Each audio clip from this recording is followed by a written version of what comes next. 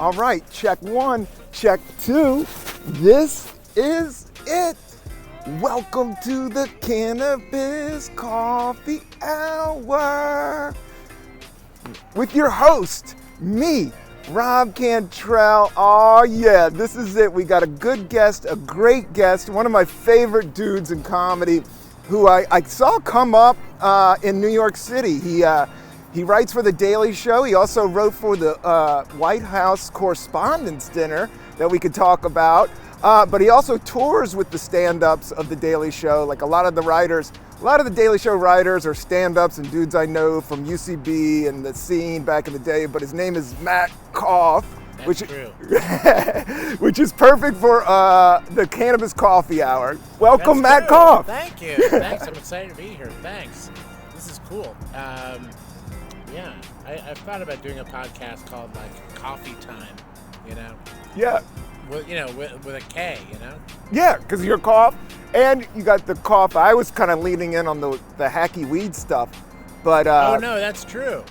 I realized Koff could be used in so many different wordplay jokes. And I promise I'm saying his telephone number does have the numbers 420 in it. I just realized. That is true. It said Matt Koff. You know, we're all adults running around in life. We don't get to see each other as much as we'd like to. Yeah. So I hadn't seen his phone number, but today it said Matt Koff 420. You know, I give that phone number to so many people, and like in a doctor's office, nobody ever comments on it. Nobody even makes a little weed joke. No, and people are too uncomfortable. Because you have a studious vibe.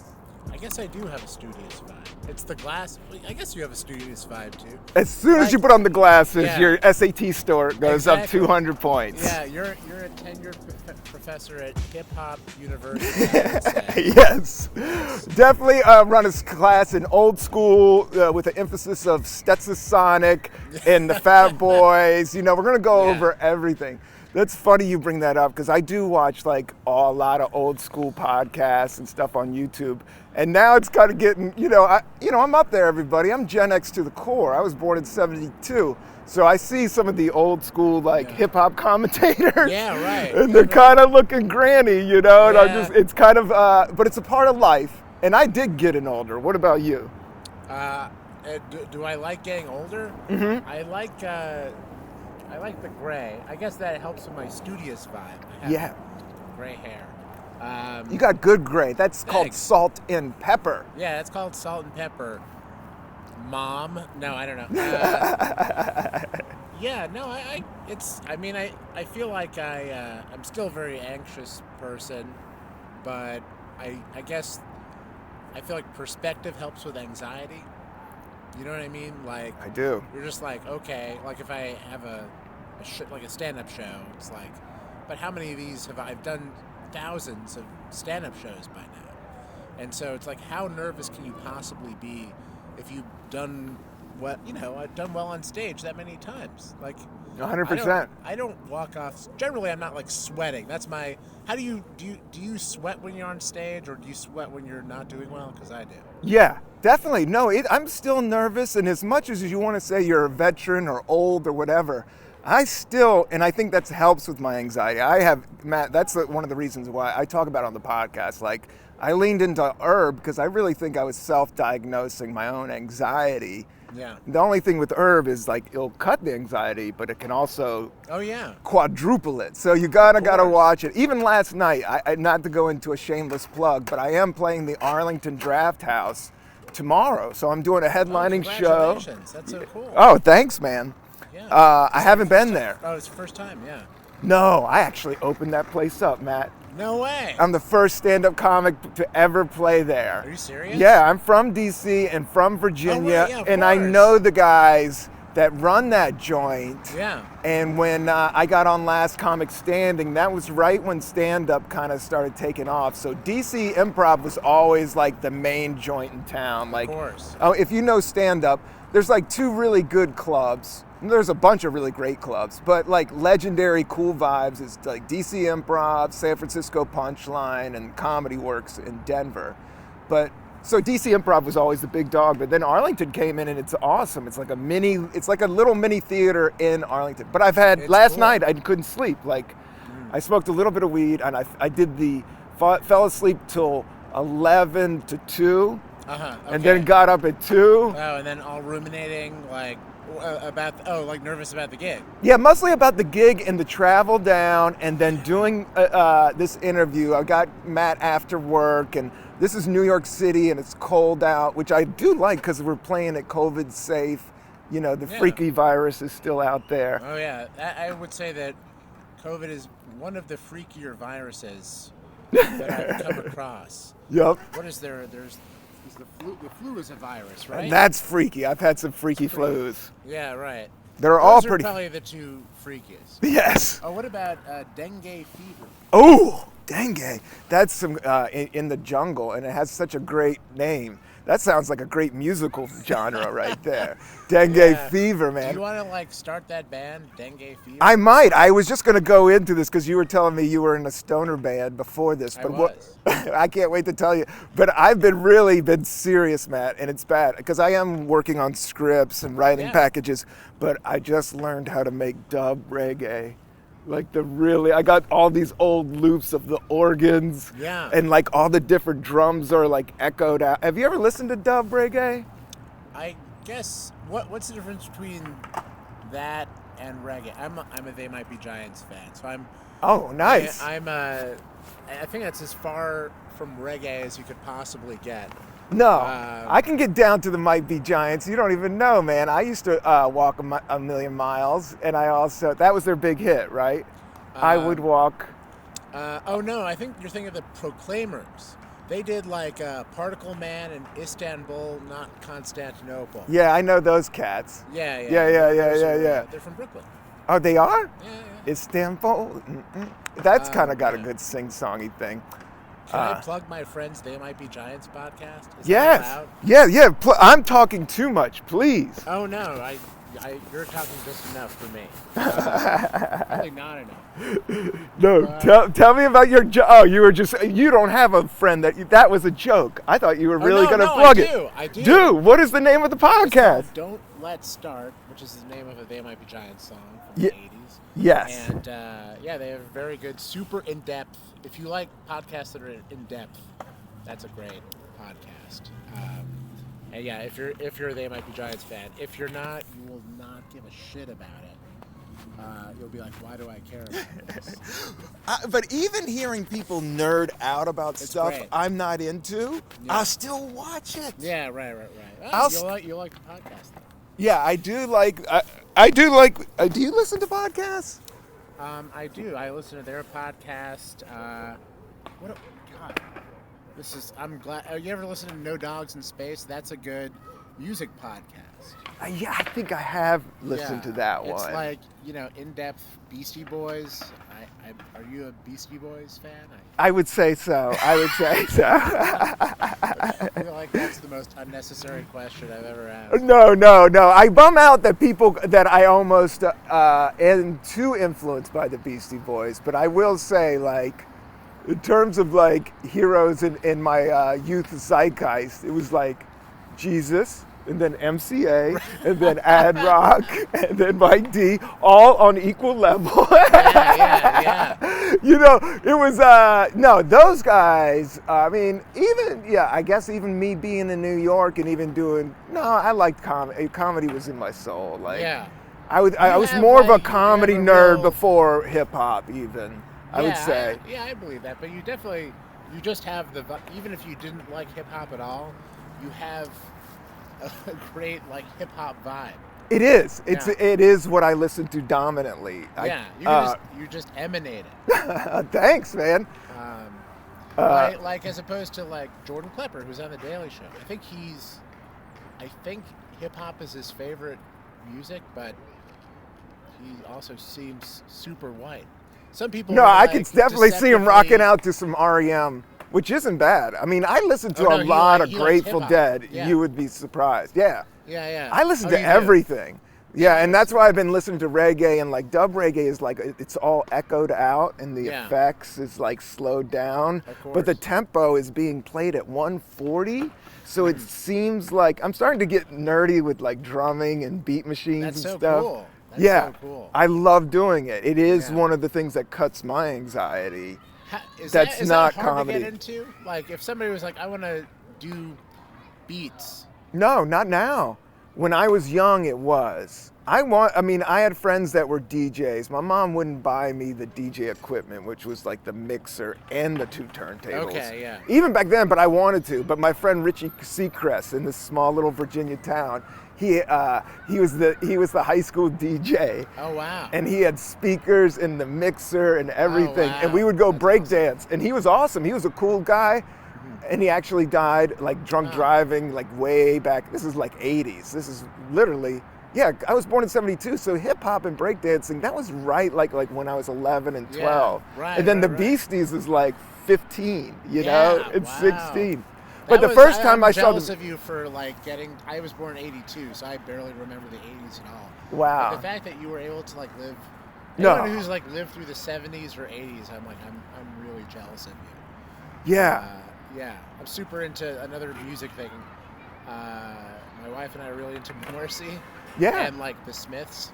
Yep. And I don't know. Morrissey seems like he's not well. Can I say that? Yes. Are you familiar with like Morrissey?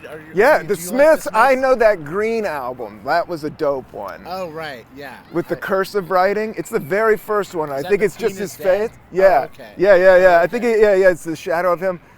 But Yeah. I know a couple Smith songs, but I never dived deep into Morrissey. Yeah. I guess I just started appreciating the male vocal just recently. Oh, just in general, the male vocal. No, you know who's got the best male vocal in my opinion?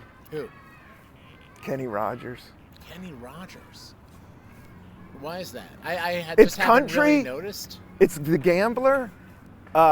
He's singing in tune, but he's also talking at the same time. It's a little bit what like Nate Dogg is doing. Okay, yeah. When you're right. rapping and singing, and I guess harmony. I dig harmonies. I guess. Yeah. Oh, harmony's great. I mean, have you heard of the Beatles? Yeah, they were great. And also the Beach Boys. I feel like those are the two. When I think of like great harmonies, I think of Beach Boys and Beatles, and also choirs in general. Yeah, choirs, you gotta have some harmony going on. It'd It's be all weird to have harmony. everybody singing the same note exactly. That would just kind of be weird, right? Everyone needs to have different ranges. Oh yeah, choirs. No, I've always said harmony. Even when it's male, that's what makes Crosby, Stills and Nash so dope as well. It's a very vulnerable place. It's just like breakdancing and popping and locking. Like dancing is very vulnerable. It's very non-masculine. And neither is singing, you know. So it's like this thing. You're around all the tough guys, and you're just making this beautiful music with your voice, I think about you know. that, and I'm like, there's something where you feel like, as a man, you're not allowed to like sing well or something. Does that feel strange? Yeah, that is dumb, and Yeah. it does feel strange. But I am like that. Like I took violin when I was young, and I hated it, and it pushed me away from music because I was like forced to do it. But I do like enjoy like learning about it and music theory, and I play guitar. Yeah. And but no, singing on key. That's what I would say. Like, Right. if I mean, you could I wanna- sing I on wanna key, be, that is dope. Yeah, I want to be able to like do a karaoke song that sounds good. I've only been able to do like screamy ones when I've done karaoke, like Harvey Danger, Flagpole Sitta. You know Oh yeah, You yeah, kind of yeah. have to hold a tune a little bit, and I do it, but it's a lot of like screaming. So I feel like if you're not a good singer, you can kind of get by. You know what I mean? I got Fall Out Boy vibes with that. But yeah. what is it? What was the first line of that song? Oh, it's the chorus is I'm not sick, but I'm not well. Then I don't find because I'm in hell. Yeah. So you know that song. And that has an upbeat tune to it, like doon doon doon doon doon doon Yeah. doon doon, and it has some swing. Yeah, which it does have swing. Yeah. You gotta have May- swing, I Matt. think What do you I know was- about swing, man? Yeah, what do I know? I was born in a swing band. Really? You play jazz I band? was shot out of the tuba. No, that I'm kidding. Honestly, yeah, no, but I like swing. I don't know.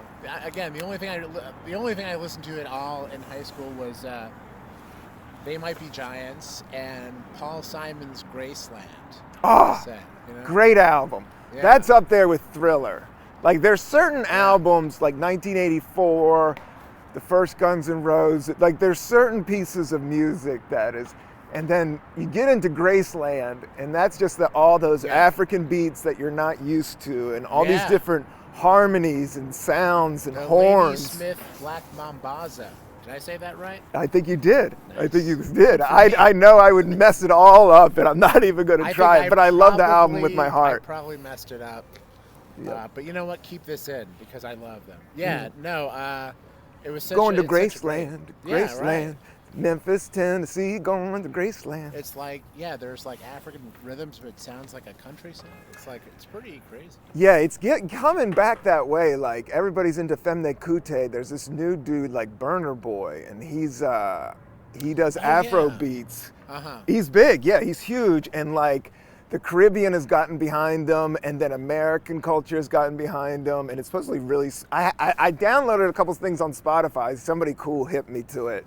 But I haven't listened to it totally. But I guess it's Femne Kute, Afrobeat type stuff, and he kind of. Is it Femla Kute or is it? Fila. It's Fila. Fila. Or Fella. Yeah, Fela. I think. I don't know. No. I was like, you put an M in there, and I was like, does he have a son named Femla? I think there is some other parts to it, but no, I've been known to mispronounce stuff. Oh yeah. And that's reaching like. We're doing some deep cuts when we're talking about this. Yeah, I love Fela Kuti. I don't know how I'm saying. Yeah. I'll call him Femla. I think that's actually easier to say. Yeah, say that. But I also, sorry, I hope I didn't kick the tripod. No. Ethio Peaks, you know them? I feel No. like they were in Broken Flowers, that movie, Jarmusch movie with Bill Murray. Oh, And wow. There's like that's a really good soundtrack. Broken Flowers. There's really a lot of there's like opera. There's like Afro beats. But that's where I heard about Ethio Peaks. I think if you heard their like. That sounds like a great soundtrack. Yeah. I know you've heard Ethio Peaks. It's like everyone. It's like one of those things you will recognize when you hear it. Yeah. There are those things that sound almost like national anthems, or there's a lot of reggae riffs that are in hip hop that are just like 3 or 4 horn shots that everybody knows, looped over and over again, you know?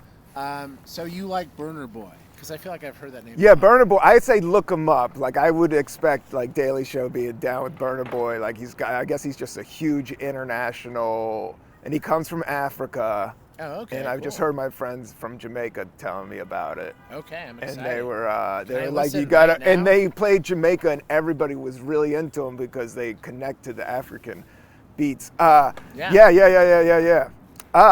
Go Spotify it up, man. Do you mess with Spotify, or you think it's weird, or? Oh, like unethical because of the misinformation thing? Yeah, and this is where I am. I was on 800 Pound Gorilla, and they took my album Me off. too. Yeah, we can't. And you paid for Spotify, and they won't even play our album. That makes me angrier. That makes me so angry. And I like Spotify. I want to be on there. Come on, Spotify, get your shit together. Hey, Spotify, are you watching? Please put my album back and get your shit together. Matt Koff. I don't like to be profane, you know. No, we're growing out of that. To keep being family friendly. You know, a funny thing about that is I just started going very blue again. I can't believe I'm calling it blue. Yeah. But I started going very blue. I was like trying to do the Seinfeld thing where I'm like, you don't need cuss words to be funny. And then I thought about like Norm Macdonald, who just is totally filthy, but like in a very precise way. Yes. You know what I mean? Like, it's not just like, who's this fucking guy? Like, he will drop, like, he'll say cock at he'll like build up to it. It's like an opera, but with cock, which is my favorite kind of opera. It's just like a cock-filled opera. Yeah, my dad used to listen to opera music, so I'm pro opera.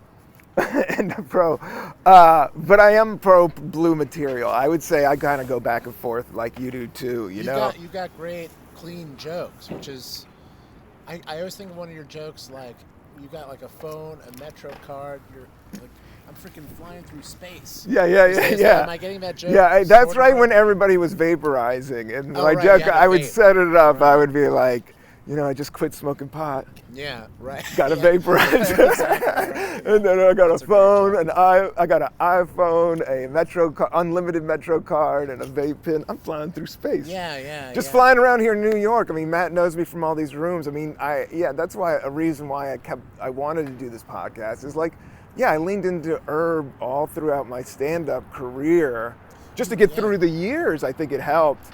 What do you mean get through the years? Just growing older. I started when I was 27. And I think it's more about the stress and the anxiety. It is. Do you feel... The mind game is more, and I'm kind of getting to a point where I'm letting it all go, which I feel so blessed about. The anxiety and worry and stuff. The worry and it's all about the ego. Like it really comes down to your own egotistical, just running these things that you're against all these people. But within this moment, we are perfectly at peace. It's all about, if you were said, oh, what's the world all about? Oh, Russia's going to explode. Disease everywhere. We're all addicted to our phones. Or you could be like, look at this fucking moment right here, dude. We're on this dope park. I'm talking to a great comedy writer and an old friend. That's what's nice about this podcast. Great. That's one thing that I also realize. I guess I have, I don't know if you have like comedy New Year's resolutions, but mine is like a good, rather than work harder, you fucking fuck. Yeah. But I'm kind of tired of that voice. It's still there, but it's like, oh, use comedy to hang out with people you like, who happen to be comedians sometimes. But like, just like, because it's hard to hang out with people in real life out there. Exactly. As you get older, it's like people ain't got time to hang out. Yeah, no, I'm even now. I'm just like trying to like think about that a little bit more and hang out after a show a little bit more, because I'm like, the social aspect really at this point is what makes comedy fun. Like I like telling jokes, I like writing jokes, I do it a lot, but I'm like, I think just seeing people perform, laughing with them, I'm like, I feel like I'm becoming an old softie. Yeah, that's what you should do. I apologize to the Koff syrups, I call my fans. The hardcore that one started in the beginning when he hated himself. Exactly. Although I do have a pretty good joke about anal. So I'm trying to keep my edge. Yeah. You can always keep your edge with a little anal. Just throw it in the old. True. Just throw it in the sunshine. After all these years, anal still fringe. It's. Because I don't feel like anal's gotten to the mainstream, Maybe by definition, it's not the mainstream, but like, anal. That is hilarious. No, it's because not everybody. I never did it. It's like it's not but I'm not against it, and I've definitely thought about it, and I've watched it on pornography, but I've dropped that. Anal, But at the same. Right now. There's some people that are out there. Everybody's different is the thing. Like it's all about sitting into yourself. Like if you just, because some people do love anal, they got to get it. I mean, I imagine there has to be a couple anal files out there. I forgot how. I have no idea how we got onto this topic. But if it ever goes haywire, you go back to coffee. And that's what I always say. From anal to coffee is an easy jump. Let me ask you something. Should I be looking at the camera, or do I look at you? What's your aesthetic for this show? Is it like we are talking to the camera, or you know what I mean? Sometimes I think it's a little bit of both. Cheating to the camera. Yeah. Should I be like, hey Rob, how are you? Yeah, I'm doing great. You don't ever do you do that? Do you have people who I are just like, go, we're talking to each other through? I prefer eye contact. You know what? Cancel. By the way, can I just say, this is like, I don't do many podcasts, but this is like, you know about podcasts. Kind of like some of like the angry there's a lot of anger. Am I wrong? No, you're right. You're Maybe right. tending towards the male side. I've been trying to put the positive vibes out there. That's why I love hanging out with you. Yeah. There are certain people who just kind of like, in comedy they exude warmth and light, and you are one of those people. Oh, you too, Matt. Yeah, and you're hilarious. Oh. Obviously. But I think the same of you. I think the same of you. Thanks. Yeah, but I just like, I think my point overall is just that like I want to use comedy to see people I like more. Yeah. Because it's like maybe it's just kind of because like there's a lot of rejection. There's a lot in comedy you can't control. But if you're like, well, I'm going to see somebody every week or two, I'm going to like, I'm starting like a new material night with Matt Golditch, name drop. Oh, yeah. So we're trying to get that going. Where you guys are going to do that? We reached out to a couple places. I think Brooklyn or Manhattan? I think. We pitched a Caveat, and am I saying that right? I think so. And Union Hall. Both cool places. Yeah, so we're gonna see. I mean, we have a title for the show. It's called "Throw It in the Dock." It's like new material. Like throw it in the dock. Yeah, just throw it out there. Throw it in the dock. Throw it in the dock.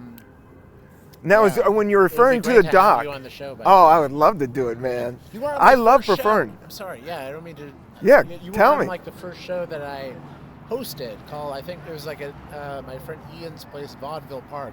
But I remember you murdered. You were like, it was just this like Williamsburg storefront, like art gallery. It was like an art gallery, but you had this great story about. I want to say sneaking out to see like a concert. Yes. Do you know what I'm talking about? Yes. It's called the Fresh Fest. It was like my first, but I do remember that venue, and I remember that show, Matt.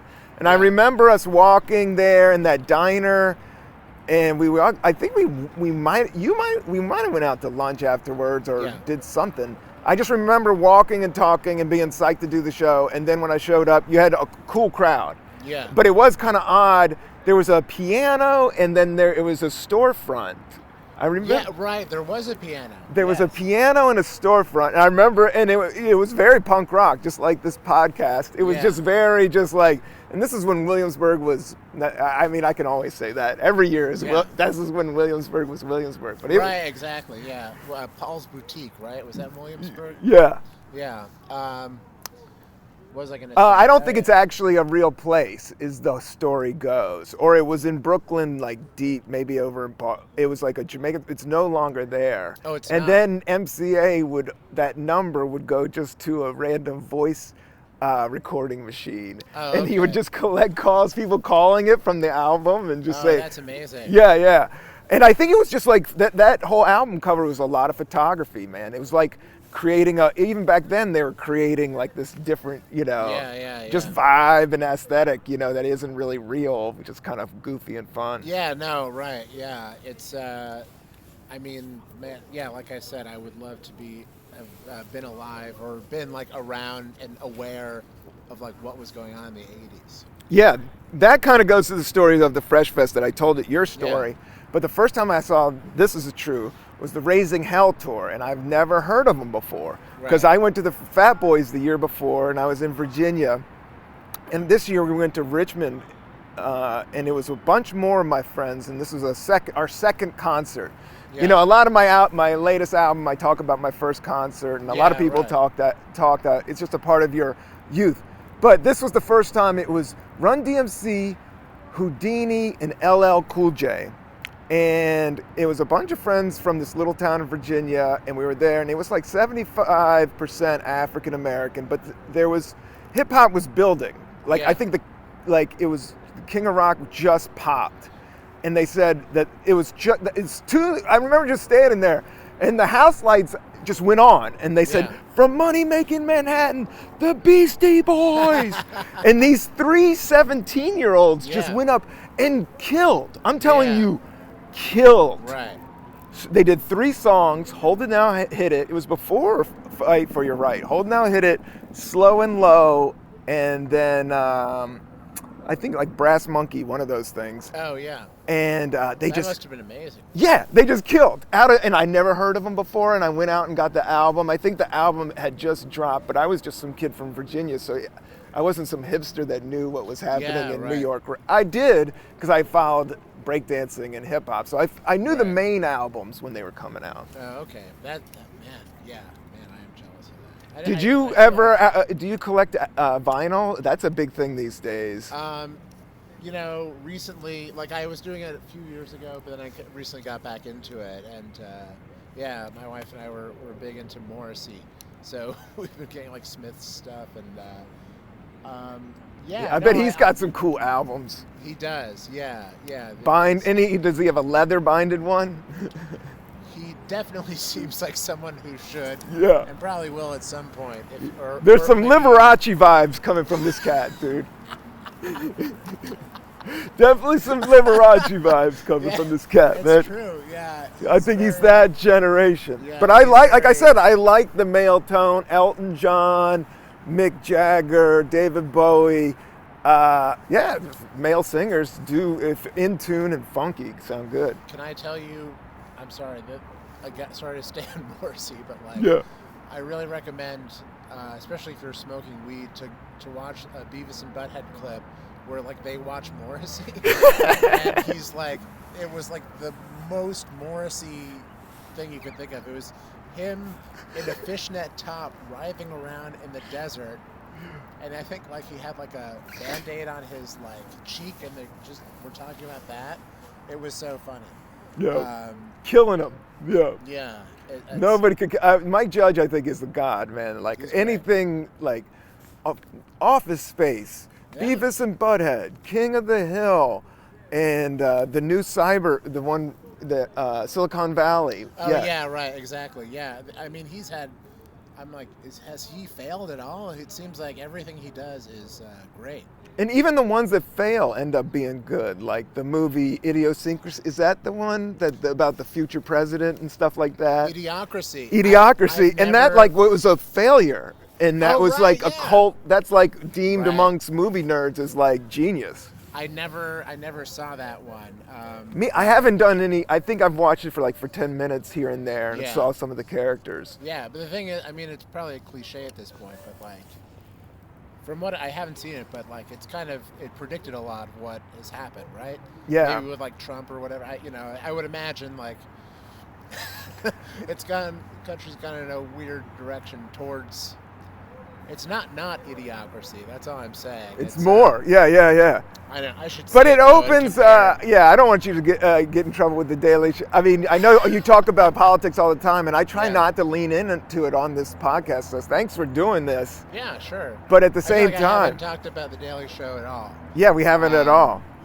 I don't mean to be rude. I think I have to wrap up. A couple minutes. Is it okay for me to say this on? Yeah. I felt it. I was gonna do it, and I can edit it, so it's all good, man. I was gonna sign off. Sorry, yeah. With it all being all kind of cray in the universe right now with politics, I do think people are being kinder. Like it's so good to see you, dude. Like after the pandemic, like I think Americans, like on the whole, when I go out, like people's hearts are open and kind to deal with each other, and everybody's just on their own trip. So I haven't seen people get mad about masks I don't know. I just think there's an awakening of some type of kind of a higher consciousness happening that we're just dealing with. Yeah, no, I definitely think so. I don't know. I feel something. And I think something. And that celebrity thing. That's what I was trying. I think we're starting to learn the good and bad of it all. People are like, not many people will just give you the time of day just because you're a celebrity now. Like that's kind of seen through and stuff like that. But oh no, definitely, yeah. But dude, you're a celebrity, and I appreciate your time, and I love you, and thanks for doing this. Yeah, no, and you're too good to be doing this. And thank you for your time. You're on the run. I know. I'm honored to be part on the podcast. It's great. Yeah, it's really. I listened to your Housing Works episode recently, and that was really fun. I was like, wow, I didn't know you could just do a podcast in the park. That's great. Yeah. I really, that's one thing about COVID. I'm just like, I love being outside. And I'm like, it doesn't really, it would take, it takes like a really crappy weather for me to not want to be outside. Even the cold, I think it's great. Yeah, dude, I stop in the middle of like the sidewalk and just stare at the sun, not stare directly at it. But I go into dog cat mode and just like, Yeah, sounds so great. nice. Yeah. And so are you, and let's call it a day, man. Thanks for hanging out. Thank you. Thank you, Matt Koff. And check his website out, check him out on tour, and we'll have him on again, and we'll see you guys out there. Thanks for listening. Oh wait, can I plug my album? Yes, I was going to do that earlier. I was thinking about it, but please tell people about your stand-up album, which is not on Spotify. Oh yeah, I guess I did plug my album. It's called "Who's My Little Guy." Get it on iTunes, and maybe I'm probably going to make it available through my website as well, because I'm like, I work so hard on this. You understand this. I do. You did. And I was at your album release, and it's yeah. Dude, Matt's one of the best joke writers. There's a reason why he's employed at The Daily Show for the last 7 years. It's my looks. It is his sexy bod, and also sex bod, and also he can write some jokes. So if you want to listen to highly great, hilarious, and cool jokes, please check out Matt's album. Oh, thank you. Yeah. Well, great. Cannabis Coffee Hour forever. Do you have a sign? Yeah, his sign off is peace and love. Yeah, okay. Just something hippie, or you can maybe okay. I like Cannabis Coffee Hour forever. All right. Cannabis Coffee Hour forever.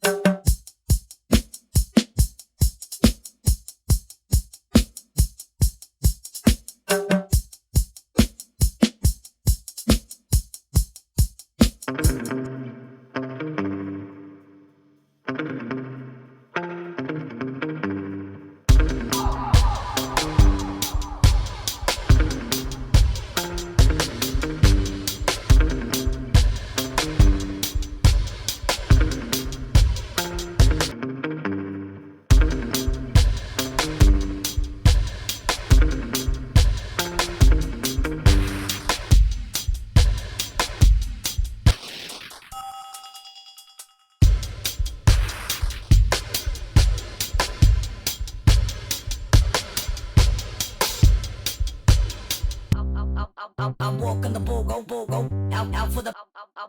I'm walking the bull, go, out for the. I'm walking the